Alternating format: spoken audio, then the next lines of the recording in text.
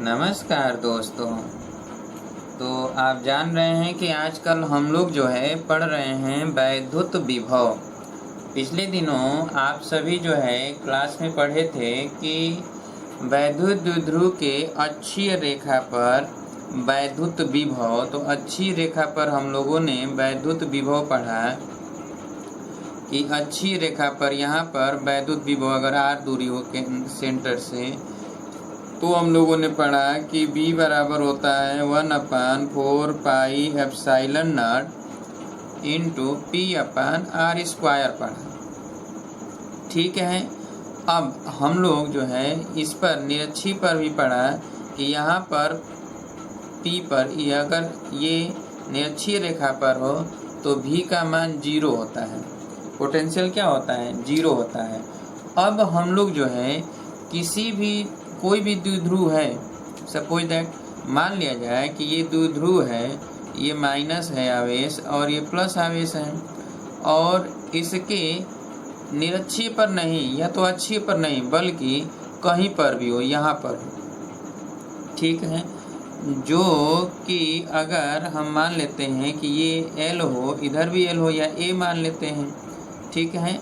और यहाँ से सेंटर से इसकी दूरी क्या है R है, परंतु इसका ये कोण है थीटा। ठीक है। तो अब यहाँ से जो ये दूरी होगा ये, ठीक है, तो ये दूरी जो हो जाएगा, यह दूरी सपोज दैट अगर ये थीटा है और यहाँ से अगर यहाँ की दूरी जो है, जो ये दूरी माना जा रहा है, ये हमने मान लिया कि ये क्या है R है। तो अगर ये R है तब तो हम देखेंगे कि जैसे ये अगर ये R है तो यहाँ पर जो ये R1 है, ये R1 मान लेते हैं कि R1 हो गया, और यहाँ से इसकी दूरी जो होगी ये R2 हो जाएगी। ठीक है। तो अगर ये L है तो ये कोण थीटा है और इसमें ये कोण, तो ये कोण 180 माइनस थीटा हो जाएगा।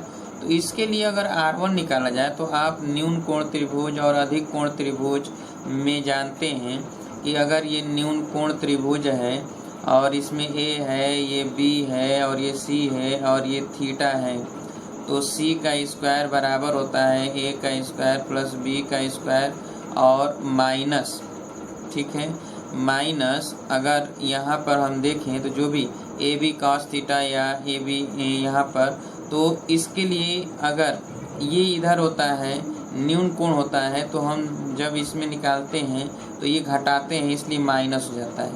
ठीक है। तो माइनस यहाँ पर हम लिखते हैं क्या, AB cos थीटा या 2AB cos थीटा। ठीक है। अब जरा यहाँ पर समझना ये होता है हम लोगों को कि यहाँ माइनस अगर यही प्लस होता है, जब ये इधर हो जाता है 180, अर्थात जब अधिक कोण होता है, अधिक कोण होता है, ये A हो, ये B हो, C हो, तो यह माइनस जगह पर क्या होता है प्लस हो जाता है। यही फार्मूला हम यहाँ पर इस्तेमाल करेंगे। ठीक है। यहाँ पर इस्तेमाल करेंगे जहाँ पर कि केंद्र से जो दूरी है क्या है R। तो पहले हम R1 निकालेंगे, तो R1 के स्थान पर क्या लिखेंगे, तो उस फार्मूले के माध्यम से R² प्लस L² और माइनस यहाँ पर लिखेंगे 2RL, ठीक है, cos theta, 2R1RL cos theta लिखेंगे। ठीक है। अच्छा, जब इसमें देखा जाए तो R2² या R1², तो R² प्लस L² यहाँ प्लस 2RL cos थीटा होगा, क्योंकि अधिक कोण है इधर से 180 माइनस थीटा हो जाएगा, तो माइनस रखेंगे तो ये प्लस हो जाएगा। तो ये R1 हो गया और ये क्या हो गया R2 हो गया। ठीक है।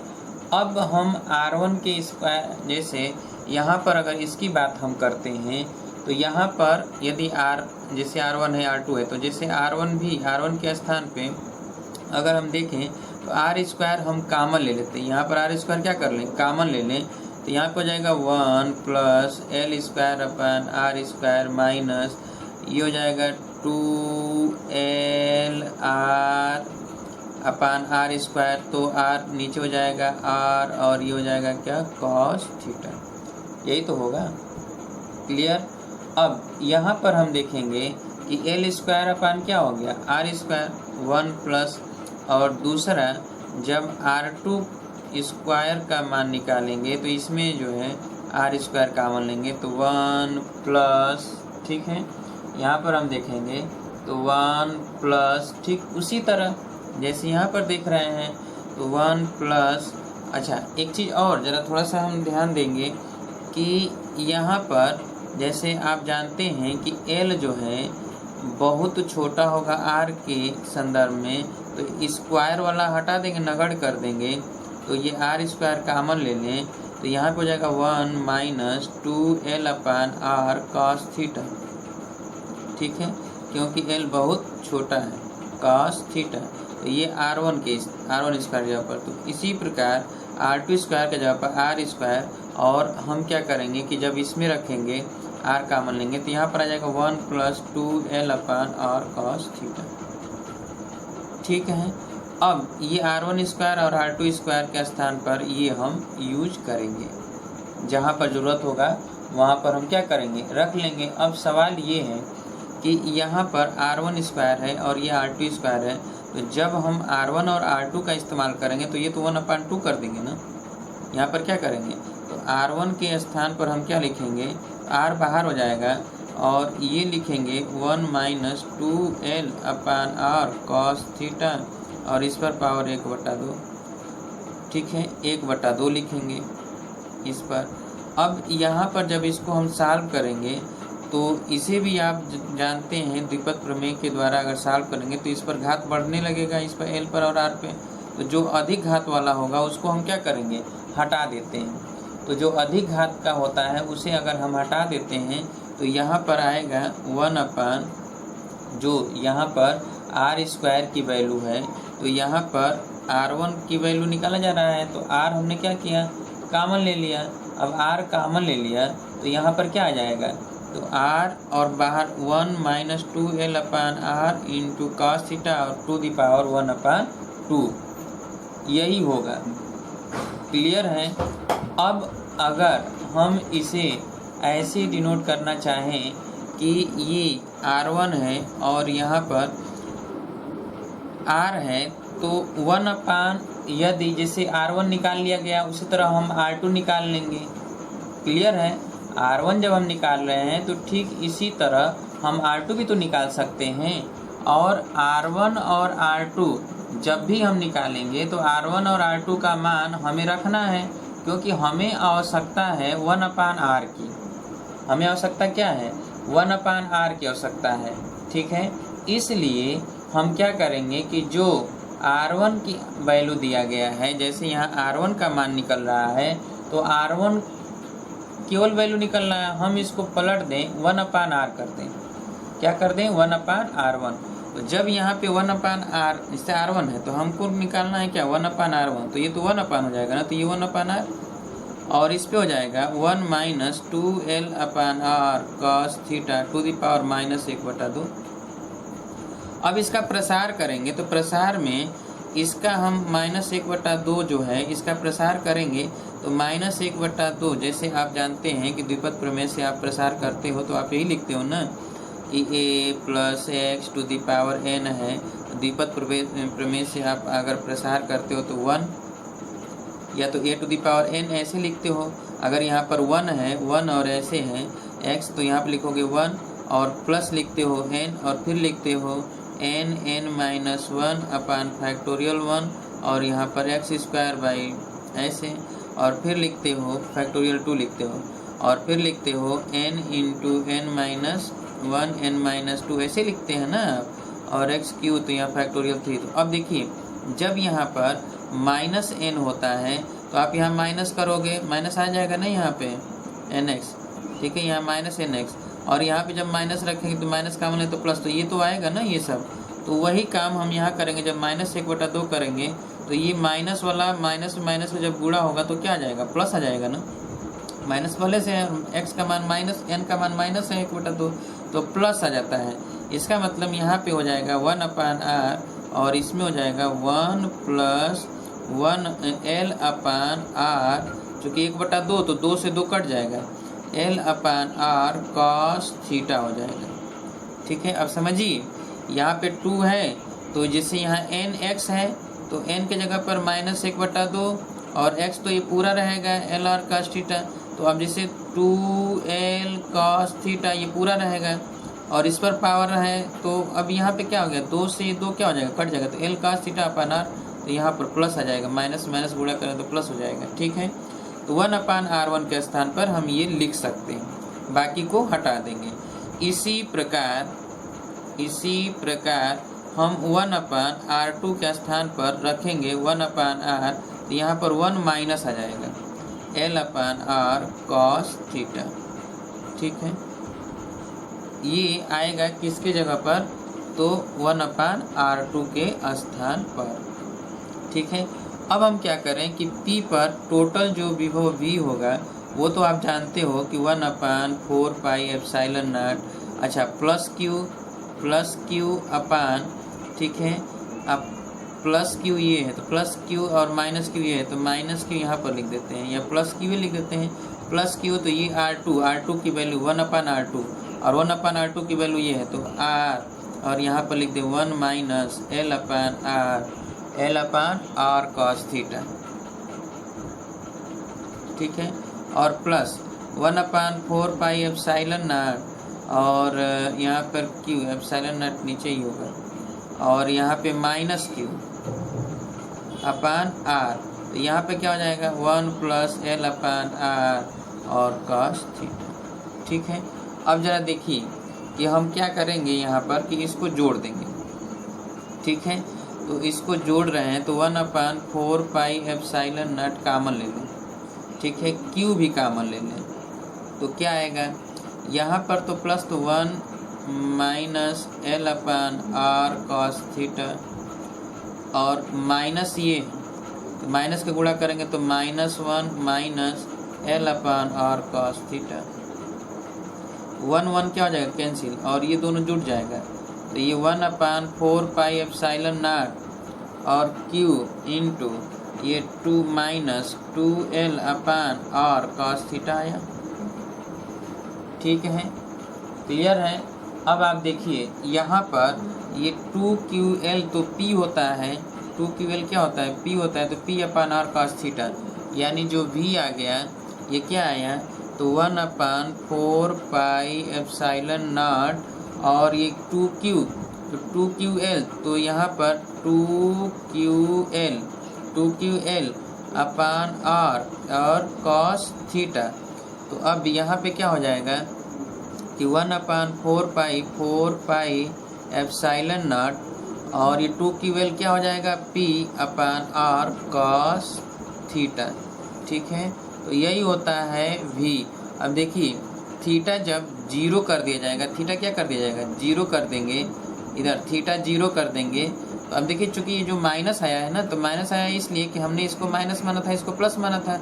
अगर आप इसको प्लस मान लेते, इसको माइनस मान लेते तो तुरंत प्लस आ जाता, इसलिए माइनस और प्लस चिन्ह से कोई मतलब यहाँ नहीं है।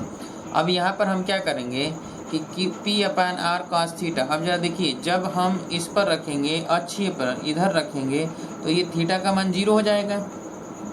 क्लियर है, जब थीटा बराबर 0 होगा तो अक्ष पर आ जाएगा, तो cos 0 का मान 1 तो P/r। क्लियर, और यहाँ पे P/r, अच्छा P/r है और यहाँ पर पहले से ही यहाँ r था, यहाँ पहले से ही r, देखिए यहाँ पर r था, यहाँ पे r था, तो यहाँ पर r² हो जाएगा। ठीक है, r पहले से था तो r एक इधर से r आएगा तो r² हो जाएगा ना, जब इसमें आएगा तो क्या हो जाएगा r² हो जाएगा। यहाँ जब यहाँ से पहले से जो ये r था यहाँ वो तो r रहेगा ना, और ये वाला r भी आएगा तो यहाँ पर r² हो जाएगा। तो यहाँ पर क्या हो गया r²। तो जब थीटा 0 रखेंगे, थीटा बराबर क्या रखेंगे 0, थीटा बराबर 0 रखेंगे तो v बराबर अक्ष पर हो जाएगा, तो 1/4πε0 और P/r², जैसा कि कल निकाला गया था। और जब थीटा बराबर 90 डिग्री रखेंगे तो निरक्षी पर हो जाएगा, थीटा बराबर 90 डिग्री रखेंगे तो v बराबर cos 90 का मान 0 तो पूरा 0 हो जाएगा। ठीक है, तो ये होता है यहाँ पर। तो लिख लीजिए जरा चित्र बनाकर लिखिए, यदि किसी यदि किसी द्विध्रुव के केंद्र से r दूरी पर द्विध्रुव के केंद्र से r दूरी पर द्विध्रुव से थीटा कोण पर स्थित कोई बिंदु P हो जहाँ पर वैद्युत विभव की गणना करना हो तो लाइन छोड़ दीजिए और नीचे लिखिए माना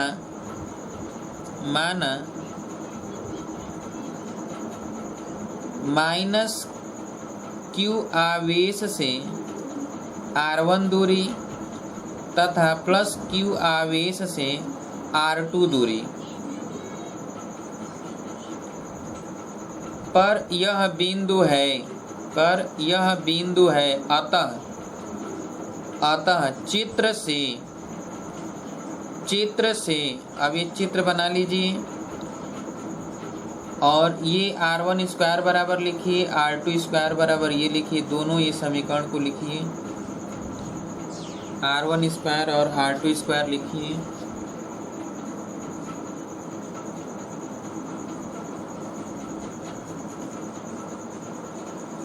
r1 स्क्वायर और r2 स्क्वायर दोनों की वैल्यू यहाँ लिखिए, ये जो लिखा गया है। r1 स्क्वायर के जगह पर r square plus l square plus 2rl cos theta और r2 स्क्वायर लिखिए, r2 स्क्वायर बराबर r square plus l square plus 2rl cos theta plus 2rl cos theta. यहाँ जो लिखा गया ये लिख लिए, तब आप लिखिए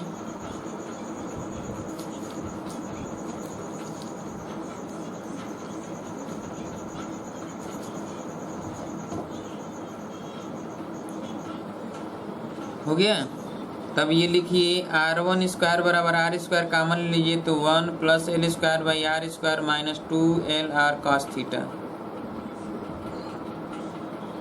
ये लिख लिए। अब लिख दीजिए कि चूंकि l बहुत छोटा है, l is less than r, इसलिए हायर पावर यानी अधिकतम घात के पदों को हटाने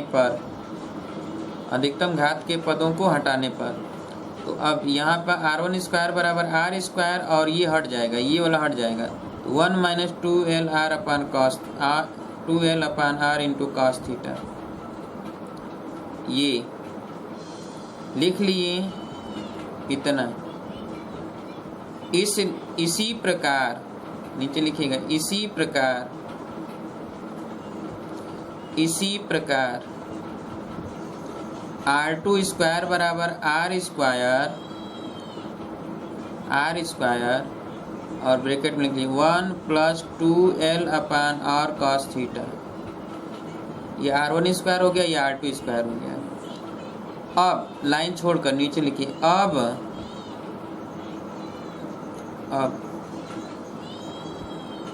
r1 बराबर, यहाँ से r1 बराबर r स्क्वायर का वर्गमूल r और ब्रैकेट में लिखिएगा 1 minus 2l upon r cos theta to the power 1/2, ये 1/2 पावर है, 1/2 पावर लिखिए 1/2, 1 minus 2l upon r cos theta bracket में बंद करके और उस पर पावर 1/2 हो गया। अब नीचे लिखिए अतः 1/r1 बराबर पलट दीजिए, 1/r1 तो इधर भी पलट जाएगा, 1/r और ये ब्रैकेट में 1 minus 2l upon r cos theta to the power -1/2, ये पावर पर -1/2 होगा। यहाँ प्लस था, जब ये 1/r वो पलट गया अंश का हर का अंश, तो यहाँ पे 1 माइनस 1/2, ये तो पलटा नहीं इसलिए -1/2। क्लियर। अब इसका प्रसार करके अधिकतम घात का पद हटा दिया जाएगा, ठीक है। लिख लीजिए, इसके प्रसार में 2 या 2 से अधिक घात के पदों को हटाने पर 2 या 2 से अधिक घात के पदों को हटाने पर तब लिखिए 1/r1 बराबर ये लिखिए 1/r और ये ब्रैकेट में 1 + l/r cos थीटा प्लस हो जाएगा अब, क्योंकि अब माइनस था, माइनस माइनस गुणा को प्लस l/r cos थीटा। अभी पीछे हमने बताया था प्रसार के माध्यम से। चलिए इसी प्रकार 1/r2 की जगह पर लिख देंगे, इसी प्रकार 1/r2 बराबर 1/r इंटू ब्रैकेट में 1 - l/r cos theta, 1 - l/r cos theta हो गया। अब लिखिए, इतना हो गया। अब लिखिए v बराबर v1 + v2, v बराबर v1 + v2, v बराबर v1 + v2। तो v1 की जगह पर लिखिए 1/4 पाई एप्सिलॉन नॉट -q/r1 और v2 की जगह पर लिखिए 1/4 पाई एप्सिलॉन नॉट और +q/r2, q/r2। अब यहाँ पर लिखिए 1/4 पाई एप्सिलॉन नॉट हो गया। अब यहाँ पर q कॉमन ले लिया जाए, q कॉमन ले लेते हैं। r1 1/r1, देखिए यहाँ पे 1/r1 की वैल्यू रखते हैं, तो 1/r1 की वैल्यू रख दिया जाए जो आया है। तो क्या आया था 1/r1 की वैल्यू 1/r और ब्रैकेट में 1 - 1 + l/r cos थीटा, ये आया था। और 1/4 पाई एप्सिलॉन नॉट q/r2, तो 1/r2 की वैल्यू रख दें यहाँ पर। तो क्या आया था 1 + l/r और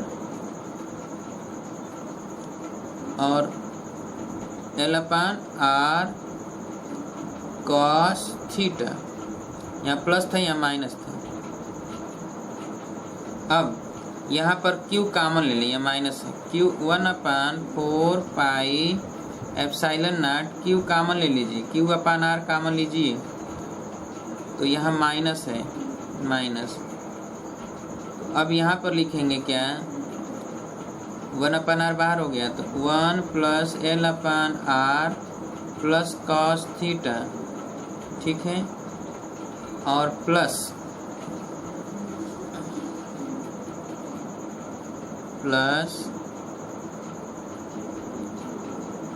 तो माइनस यहाँ पे आ जाएगा। जब माइनस कॉमन ले लिया गया तो माइनस से गुणा होगा ना यहाँ पे, क्यों, यहाँ माइनस से गुणा होगा, माइनस कॉमन लेंगे तो यहाँ माइनस हो जाएगा और यहाँ पर भी माइनस हो जाएगा,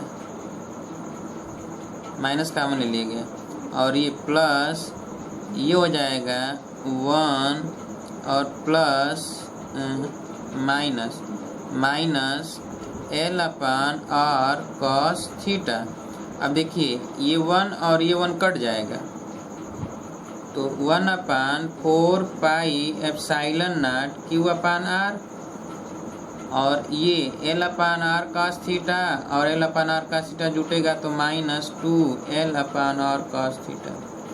माइनस में माइनस का गुणा करेंगे, ये माइनस था, कॉमन लिया गया था, तो प्लस हो जाएगा, तो 1/4 पाई एप्सिलॉन नॉट q/r और ये हो जाएगा 2l/r cos थीटा।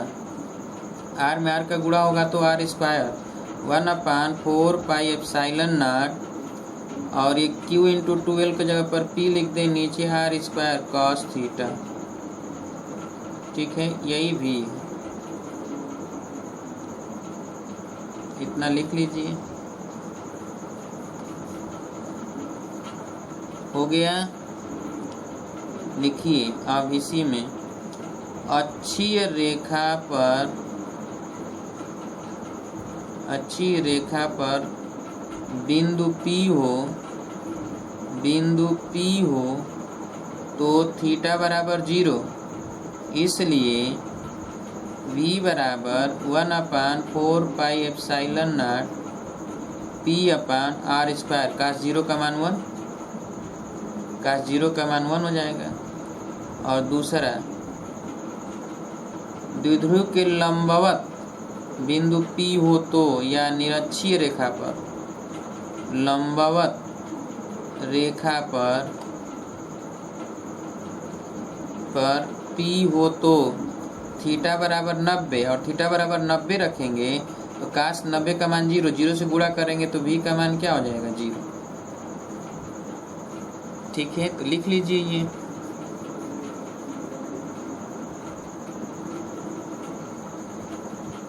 हो गया। उम्मीद है कि समझ में आ गया होगा सभी को।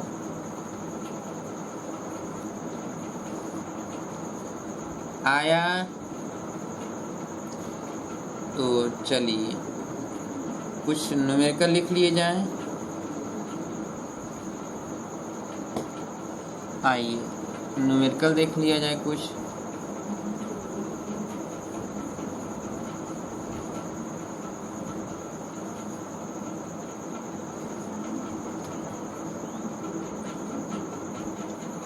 किसी द्विध्रुव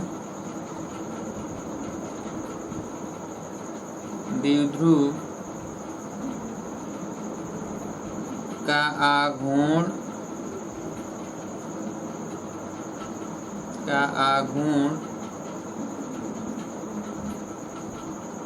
50 कूलम मीटर हो,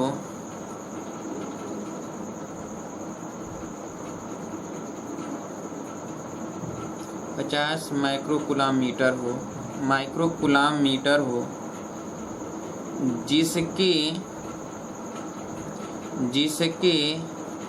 अक्ष से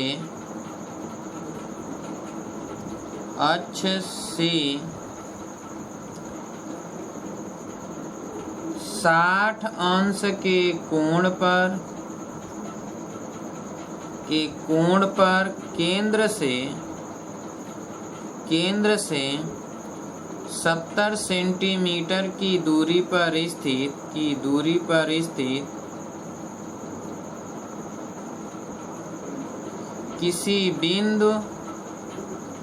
किसी बिंदु पर वैद्युत विभव की गणना कीजिए। वैद्युत विभव की गणना कीजिए।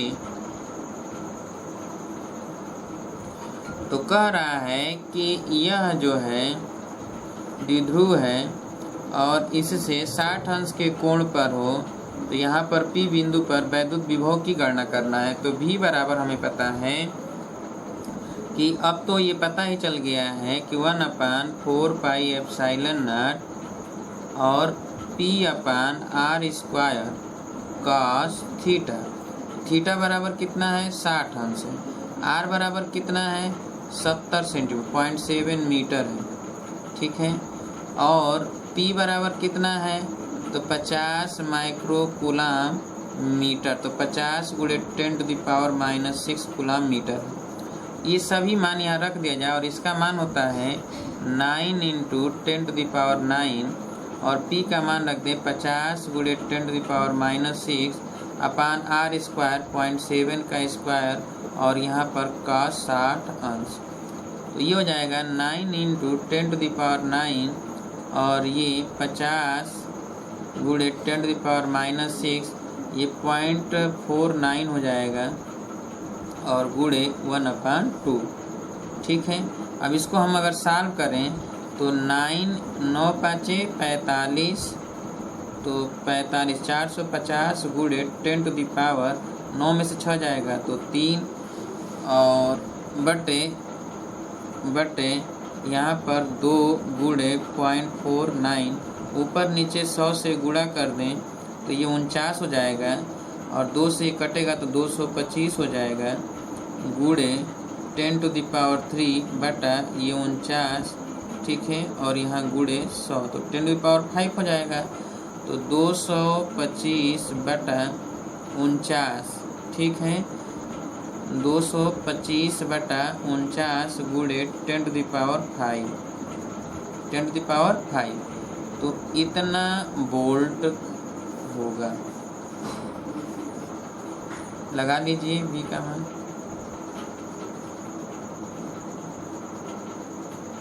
सॉल्व कर लीजिए जल्दी से।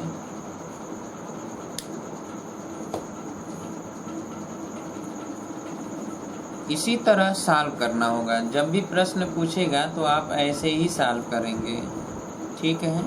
P की वैल्यू दिया होगा, R की वैल्यू दिया होगा, 1/4πε0 का मान पता है, cos थीटा में थीटा दिया होगा, तो आप रख कर सॉल्व कर लेंगे आसानी से।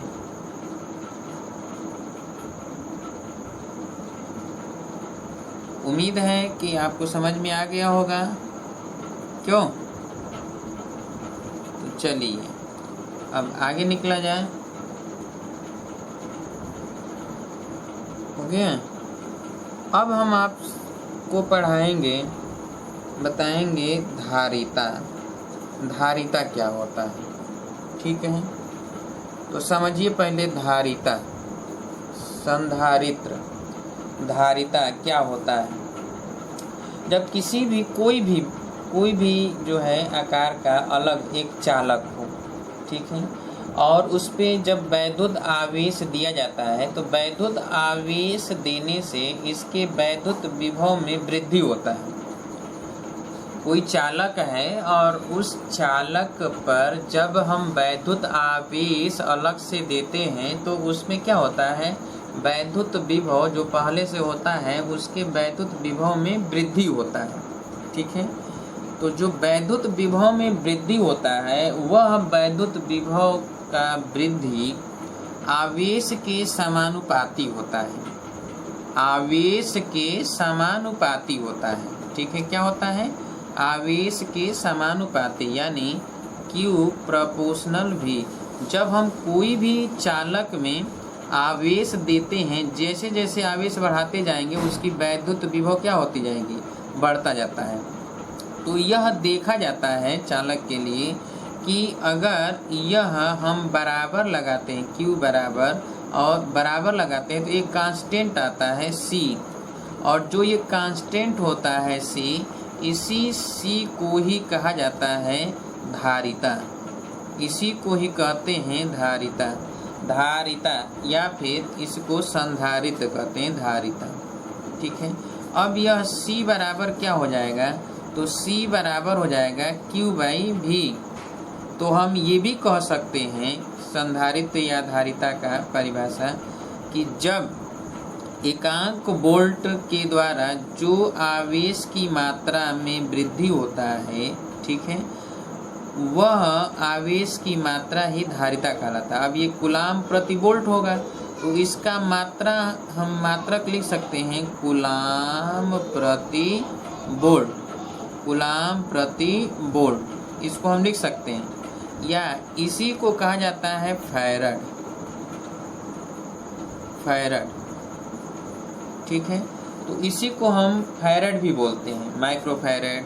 तो ई माइक्रोफैरड, पिकोफैरड, ये फैरड होता है, ठीक है, जिसको F से भी लिखा जाता है। किससे लिखते हैं? F से। तो संधारित्र या धारिता का जो मात्रक होता है वो फैरड होता है। क्या होता है? फैरड।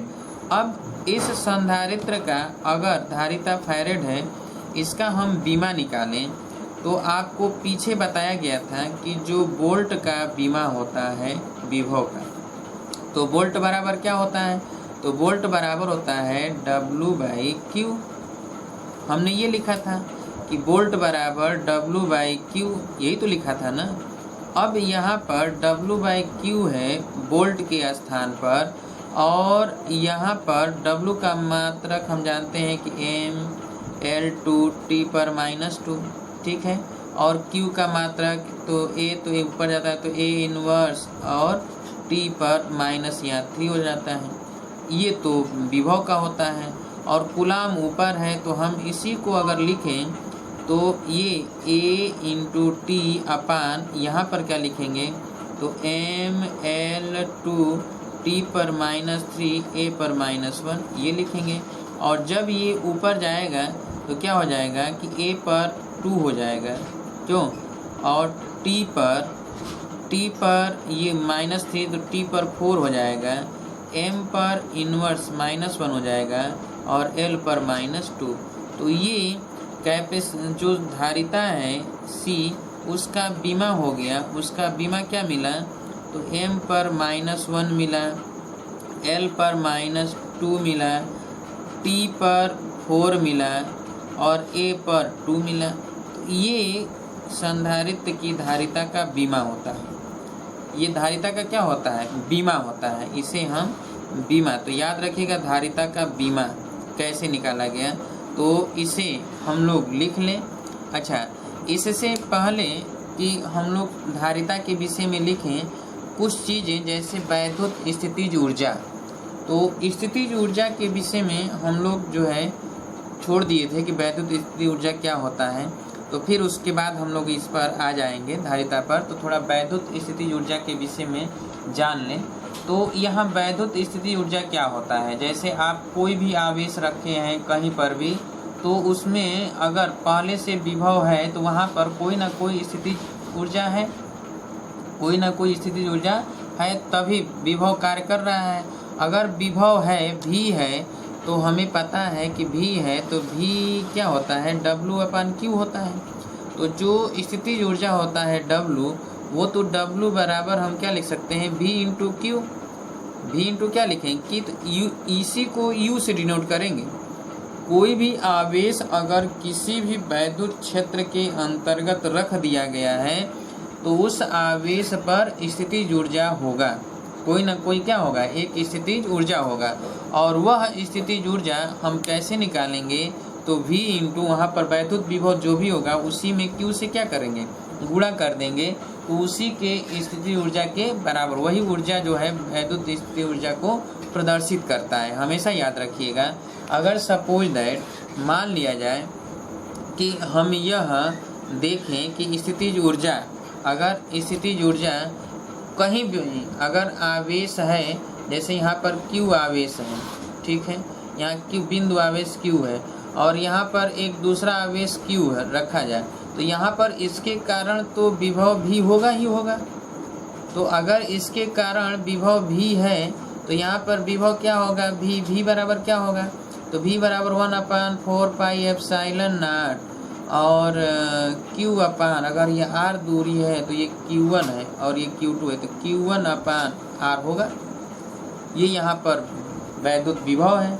अब यहाँ पर इस Q2 को लाने पर जो स्थितिज ऊर्जा इस पर कार्य करेगा, तो वह स्थितिज ऊर्जा अगर U है तो U बराबर हो जाएगा V इंटू Q2। अच्छा, V का मान हो जाएगा 1/4 पाई एप्सिलॉन नॉट और Q1, तो यहाँ पर Q1/R इंटू Q2, तो स्थितिज ऊर्जा जो U हो जाएगा 1/4 pi epsilon not Q1 Q2 अपान क्या हो जाएगा, R। ये हो जाता है स्थितिज ऊर्जा U। किसी भी बिंदु आवेश Q1 के द्वारा Q1 से R दूरी पर अगर Q2 आवेश रखा गया है तो उस Q2 आवेश पर स्थितिज ऊर्जा टोटल जो होता है वो U, वो 1/4 pi epsilon not Q1 into Q2 upon R के बराबर होगा। क्लियर है? तो लिख लिया जाए इसको, स्थितिज ऊर्जा, ठीक है। तो लिखिए वैद्युत स्थितिज ऊर्जा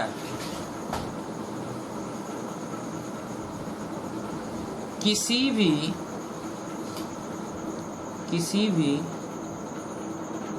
वैद्युत आवेश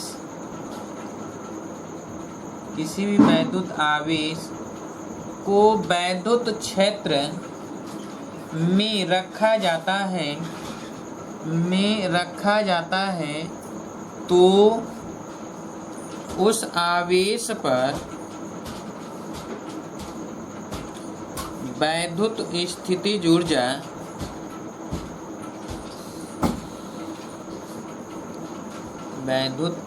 ऊर्जा इकट्ठा हो जाता है या स्टोर हो जाता है।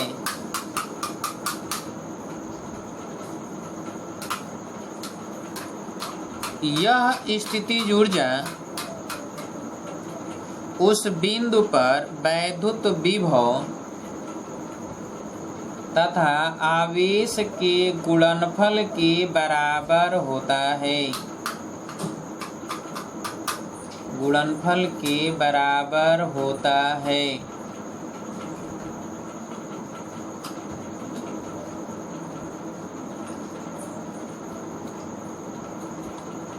गुणनफल के बराबर होता है। हो गया। अब नीचे लिखिए Q1 बिंदु आवेश Q1 बिंदु आवेश से R दूरी पर यदि Q2 कूलाम का आवेश रखा गया हो तो Q2 कूलाम के आवेश पर वैद्युत स्थितिज ऊर्जा Q2 कूलाम के आवेश पर वैद्युत स्थितिज ऊर्जा लाइन छोड़ दीजिए U बराबर V इंटू Q2 होगा। U बराबर V इंटू Q2 होगा और V का मान ये रख लीजिए 1/4πε0 इंटू Q1/R इंटू Q2।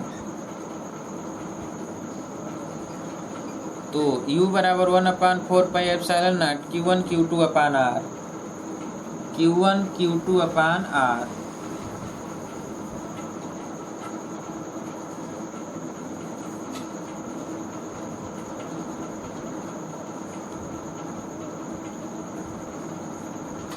हो गया।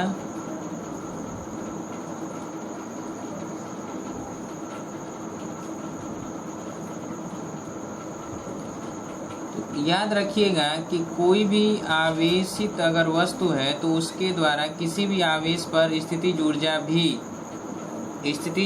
भी कार्य करता है। आज स्थितिज ऊर्जा हमेशा लगता रहता है। ठीक है। तो इसी स्थितिज ऊर्जा के विषय में अगर सपोज दैट मान लेते हैं कि यहाँ पर Q1 आवेश होता है, यहाँ पर Q2 आवेश होता है, यहाँ पर Q3 आवेश होता है और यहाँ पर एक Q कूलाम का आवेश है, तो इस पर कुल स्थितिज ऊर्जा कितना होगा? तो इसके कारण V1 होगा, इसके कारण V2 होगा, इसके कारण V3 होगा। तो हम क्या करेंगे कि टोटल स्थितिज ऊर्जा U के लिए U1 या टोटल पहले V निकालें यहाँ पर, तो V इंटू Q हो जाएगा और Q इंटू V की जगह पर V1 plus V2 plus V3 करेंगे। तो यहाँ पर Q इंटू Q1 Q2 की जगह पर Q1 Q2 और Q3, तो ये R1 दूरी पर हो, ये R2 दूरी पर हो, ये R3 दूरी पर हो, तो टोटल जो स्थितिज ऊर्जा हो जाएगा 1/4πε0 यहाँ Q हो जाएगा। क्यों? और यहाँ पे क्या हो जाएगा कि R1 दूरी पर है तो 1/R1 Q1/R1 plus Q2/R2 plus Q3/R3 plus Q4/R4, ऐसे जो भी होगा हम लिख लेंगे। क्यों? U बराबर टोटल। तो लिख लीजिए जरा इसे भी।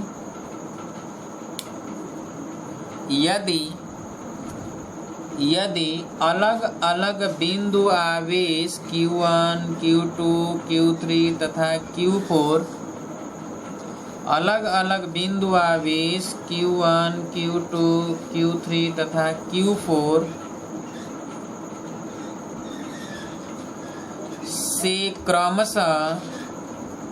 से क्रमशः R1 R2 तथा R1 R2 R3 तथा R4 दूरी पर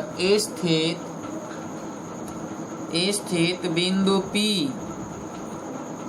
बिंदु P पर Q कूलाम का आवेश हो तो इस आवेश में संचित कुल स्थितिज ऊर्जा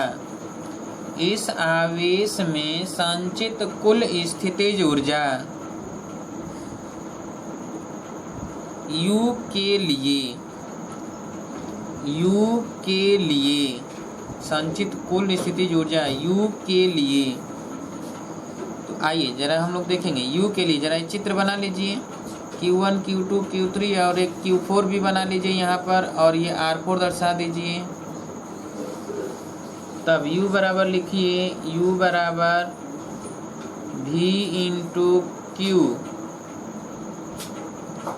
या V की जगह पर V1 plus V2 plus V3 plus V4 और into Q, V1 V2 V3 V4 के जगह पर लिखेंगे 1/4 पाई एप्सिलॉन नॉट, और यहाँ पर लिखेंगे Q1/R1 plus Q2/R2 plus Q3/R3 plus Q4/R4 और इंटू Q। ये लिख लीजिए। टोटल संचित स्थिति ऊर्जा हो गया U। कुल संचित स्थिति ऊर्जा है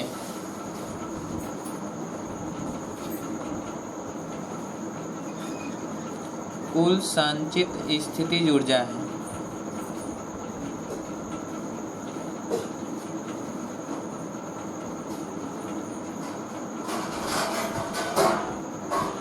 हो गया।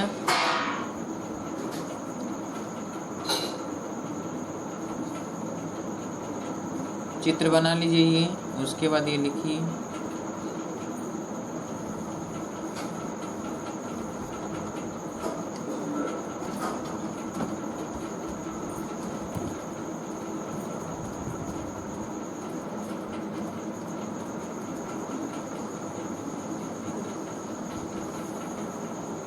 हो गया। अब जैसे जैसे जैसे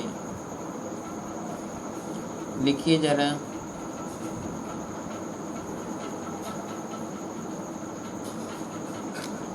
प्रश्न लिखिए। 50 माइक्रोकूलाम के आवेश से 40 सेंटीमीटर दूरी पर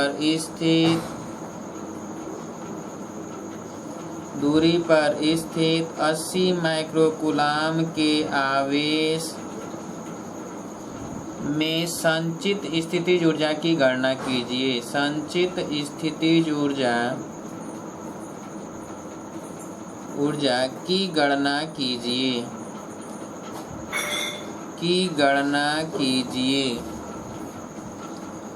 संचित स्थितिज ऊर्जा की गणना कीजिए।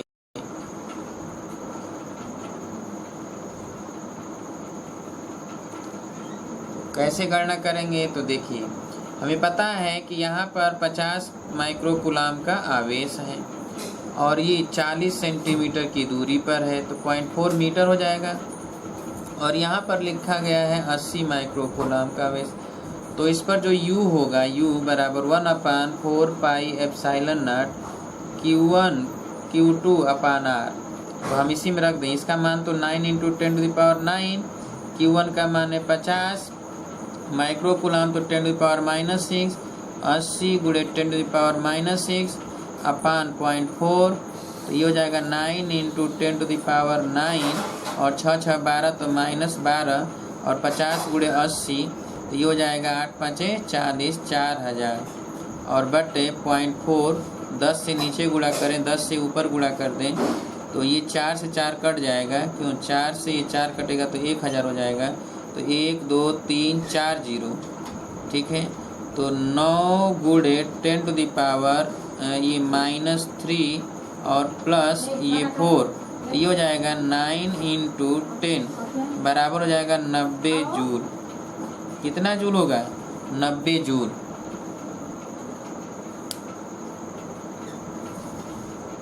नब्बे जूल ऊर्जा स्टोर होगा। 90 जूल ऊर्जा स्टोर होगा।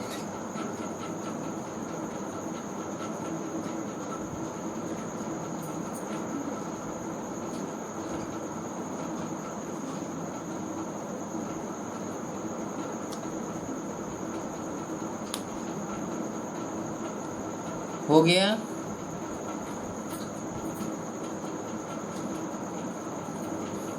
दूसरा लिखिए।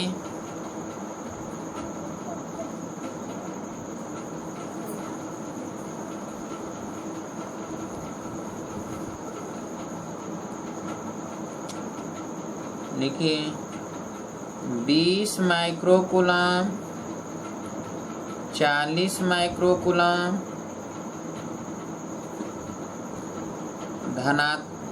धनात्मक आवेशों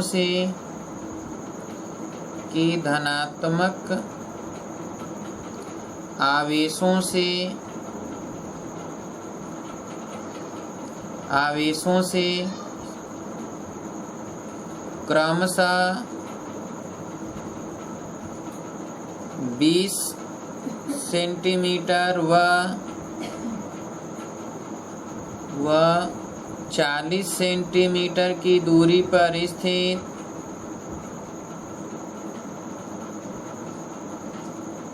दूरी पर स्थित 80 माइक्रोकूलम के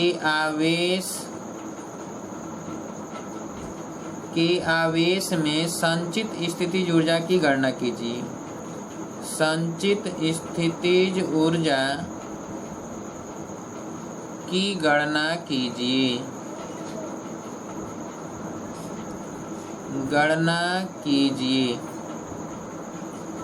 अब देखिए कह रहा है कि Q1 दिया है 20 माइक्रोकूलम, Q2 दिया है 40 माइक्रोकूलम और Q दिया है 80 माइक्रोकूलम। R1 दिया है 20 सेंटीमीटर, R2 दिया है 40 सेंटीमीटर। तो हमें U ज्ञात करना है। तो U के लिए फार्मूला है 1/4πε0 और Q इसमें लिखेंगे Q1/R1 प्लस Q2/R2। तो यहाँ पे इसका मान तो 9 × 10⁹ और Q का मान 80 माइक्रोकूलम, तो 80 × 10⁻⁶। Q1 का मान है 20 माइक्रोकूलम, तो 20 × 10⁻⁶ अपान R1 है 20 सेंटीमीटर, तो 0.2 मीटर और प्लस Q2 है 40 माइक्रोकूलम, तो 40 × 10⁻⁶ और R2 है 40 सेंटीमीटर, 0.4। ठीक है। अब ये हो जाएगा 9×8 = 720 × 10⁻³ और इंटू। अब इनको जरा सॉल्व कर लेते हैं। तो 10⁻⁶ है, तो इसमें भी 10 से ऊपर नीचे गुणा कर दें और इसमें भी 10 से ऊपर नीचे गुणा कर दें। नीचे 4, ये भी 2 कट जाएगा तो 10 हो जाएगा। 10 और 10 100, तो 2, तो 10⁻², 6 निकल जाएगा तो 10⁻⁴ आएगा। और प्लस यहाँ पर देखिए जब नीचे 4 हो गया, 4 से कटेगा 10, तो ये भी आ जाएगा 10 में 10 का गुणा होगा 100, तो ये भी 10⁻⁴। अब ये दोनों जुड़ जाएगा तो 2 × 10⁻⁴, 2 का गुणा यहाँ पे हो जाएगा 720 × 10⁻³ और गुणे 2 × 10⁻⁴। अब 2 का गुणा 720 में हो जाएगा 0, 2 दूना के 4, 2 7 1440 गुणे 10⁻³ और -4, तो ये हो जाएगा 1440 × 10⁻⁻1 या फिर हो जाएगा 144 जूल। सॉल्व कर लीजिए। 144 जूल।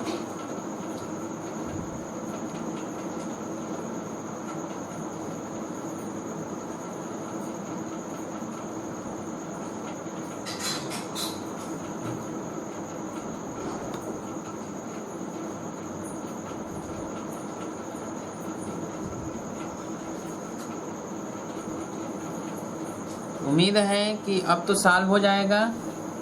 ऐसे प्रश्न आ जाएंगे तो स्थितिज ऊर्जा की गणना करना होता है, तो आप ऐसे ही हमेशा सॉल्व करेंगे। ठीक है। तो अभी हमने धारिता शुरू किया, लेकिन धारिता में अभी केवल थोड़ा सा ही चर्चा हमने किया। कल फिर से बताएंगे धारिता के विषय में। ठीक है। ये स्थितिज ऊर्जा छूटता चला जा रहा था, याद पड़ गया, तो हमने स्थितिज ऊर्जा के विषय में चर्चा कर दिया, क्योंकि इम्पॉर्टेंट है, प्रश्न पूछे जाते हैं इस पर आधारित।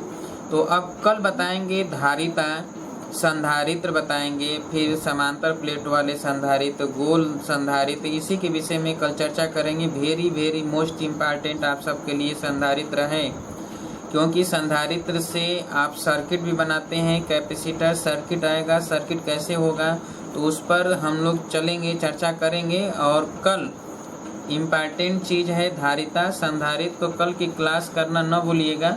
और कल मुलाकात होगी तो हम आगे चर्चा करेंगे धारिता संधारित्र के विषय में। जो अभी हमने लिखा है धारिता के विषय में वो छूट भी गया होगा तो कोई बात नहीं, वो वहाँ पर लिखिएगा भी नहीं। अब हम कल से लिखवाएंगे शुरू से धारिता के विषय में।